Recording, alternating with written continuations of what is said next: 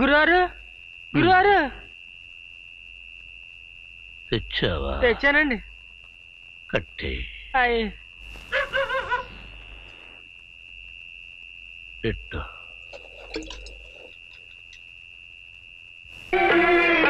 చెలియలేదు చెలిమి లేదు వెలుతురే లేదు చెలియలేదు చెలిమి లేదు వెలుతురే లేదు ఉన్నదంతా చీకటైతే ఉంది నీవేనే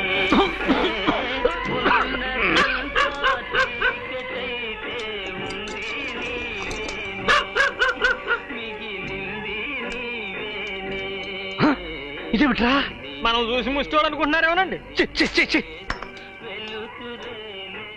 గురుగారు ఒకప్పుడైతే ఆ రూటే వేరు. చిక్కమే రక్క సెంటర్ లో పెట్టే సెడు కూడా అడిచేస్తా.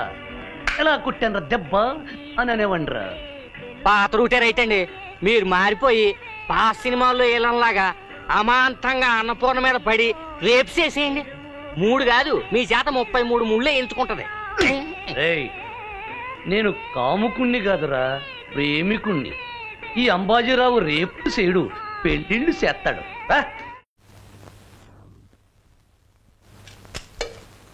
ఏమిటి బాబు అలా కూర్చున్నావు? ప్రపంచంలో ఎంత దుర్మార్గులు ఉంటారో ఇప్పుడు అర్థమైందమ్మా. టెలిగ్రామ్ పంపించాడు. టెలిగ్రామా? ఎవరు బాబు? ఏమైంది? రఘు నా దగ్గర ఉండే రోజుల్లో చదువుకి దానికి కొంత ఖర్చు అయిందమ్మా. ఉన్న ఇల్లు అమ్మేసి చాలా వరకు అప్పు తీర్చేశాను. ఇంకా ఒక్క 25,000 బాకీ. అందుకని వార్నింగ్ ఇస్తూ టెలిగ్రామ్ పంపిస్తాడు వాడు. ఇది నా చేతిలో పడింది కాబట్టి సరిపోయింది. అదే రఘు చేతిలో పడి ఉంటే చిచ్చి. పోనీలే బాబు, మన దగ్గర డబ్బు లేకపోతే కదా 25,000 తీసుకెళ్లి వాడు మొఖాన్ని కొట్టేయి. కొట్టచ్చమ్మా, కొట్టడానికి కాదు. అసలు మనిషి మీద మనిషికి ఎంత నమ్మకం పోయిందో తలుచుకుంటే అసహ్యం వేస్తోంది. అంతేలే బాబు, అందరూ నీలాగే ఉంటారా? ముక్కు మొక్కను తెలియకపోయినా నా బిడ్డని నీ సొంత తమ్ముళ్ళ ఆదరించావు. 25,000 కాదు బాబు, 1,00,000 రూపాయలైనా సరే అలా మొఖమాట పడితే నేను అసలు ఊరుకోను. ఆ డబ్బు తీసుకొచ్చిస్తాను, తీసుకెళ్లి వాడు మొఖాన్ని కొట్టు.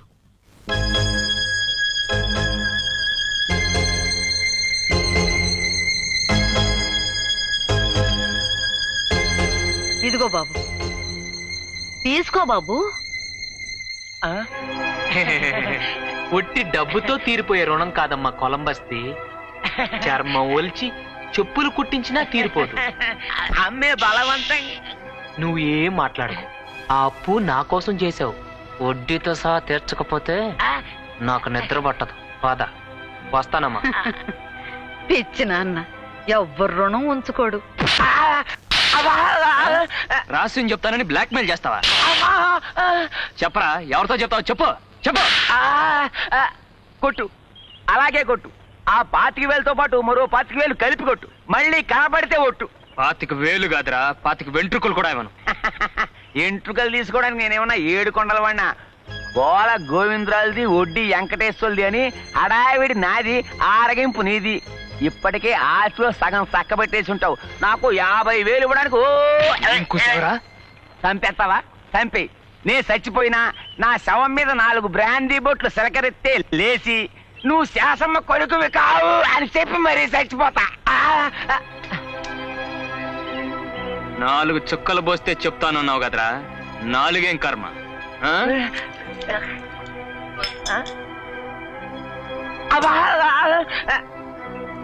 చెప్పరా, ఏదో చెప్తానన్నావు, చెప్పు చెప్పు. మళ్ళీ మా ఇంటి చుట్టుపక్కల కనపడ్డావో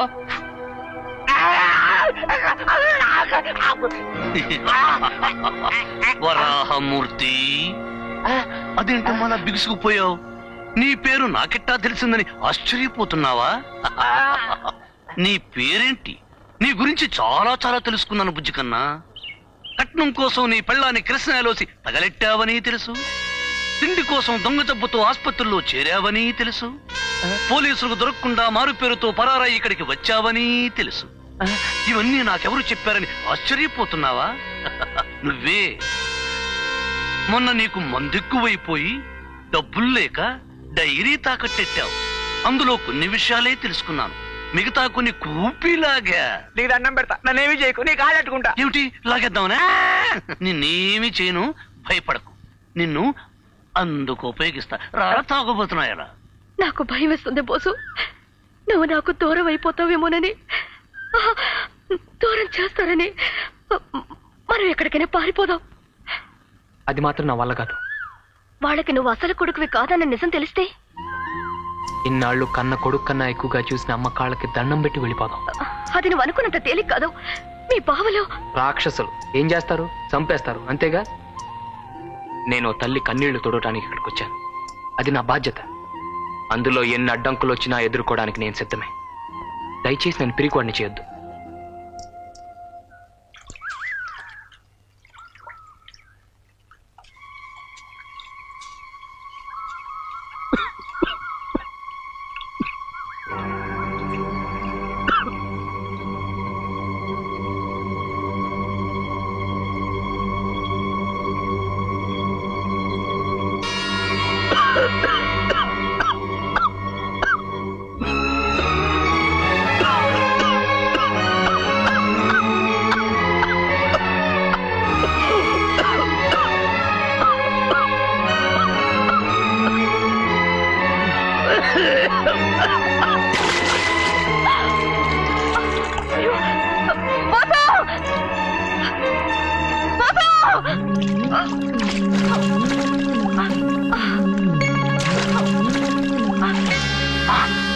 మై గాడ్, నువ్వా?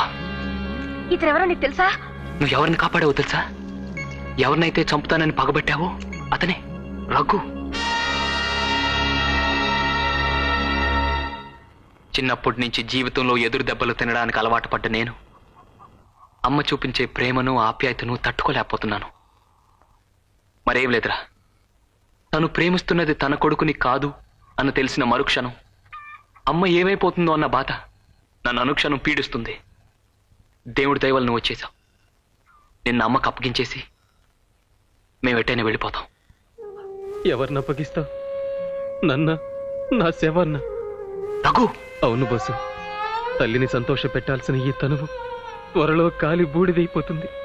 పైగా నేను ఇక్కడికి వచ్చింది నా తల్లికి కొడుకునన్న నిజం చెప్పడానికి కాదు బస్సు. ఈ కొడుకుతో ఆ తల్లి ఎంత సంతోషంగా ఉందో కళ్ళారా చూసిపోదామని వచ్చాను. నేనెక్కడ పోయినా అనాథగానే పోతాను. కానీ ఆ పోయేదేదో ఈ గడ్డ మీద పోవాలన్నదే నా కోరిక. బోసు, వెళ్ళిపోయే ముందు ఒక్కసారి అమ్మ చేత్తో అన్నం తినాలని ఆశగా ఉంది బోసు. నన్ను నీ స్నేహితుల అమ్మ దగ్గరికి తీసుకెళ్లి పరిచయం చెయ్యి.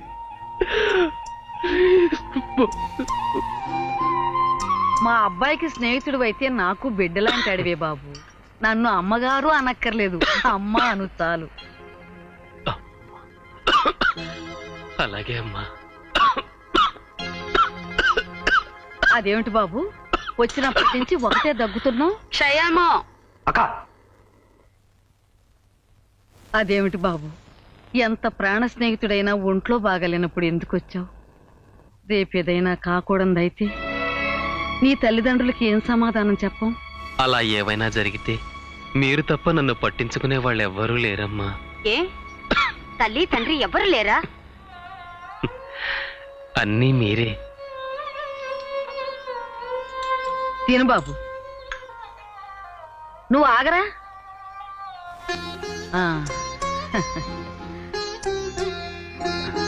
చిన్నప్పటి నుంచి అలవాటు బాబు. ముందు వెన్నపోసి తింటే గాని అన్నం తినడు. నీకు కూడా కొంచెం పెట్టనా?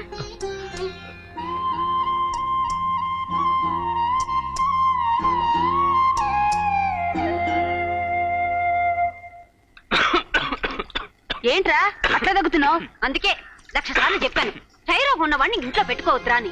ఓ తెగ పూసుకొని రాసుకొని తిరిగితే దగ్గురాదు మరి. అక్క, ఏంట్రా ఎందుకు దగ్గుతున్నావు? ఏం లేదమ్మా, మామూలు దగ్గే. ఏం మామూలు దగ్గురా? ఎంత స్నేహితుడైతే మాత్రం రోగిష్టాన్ని తీసుకొచ్చి ఇంట్లో పెట్టావు. నీకు రేపేమన్నా అయితే నేను బతకగలనంట్రా? ఏమే నీలవేణి, మీ ఆయన్ని డాక్టర్ని తీసుకురామని చెప్పు. నువ్వు లోపల పద. పదయ్యా పద.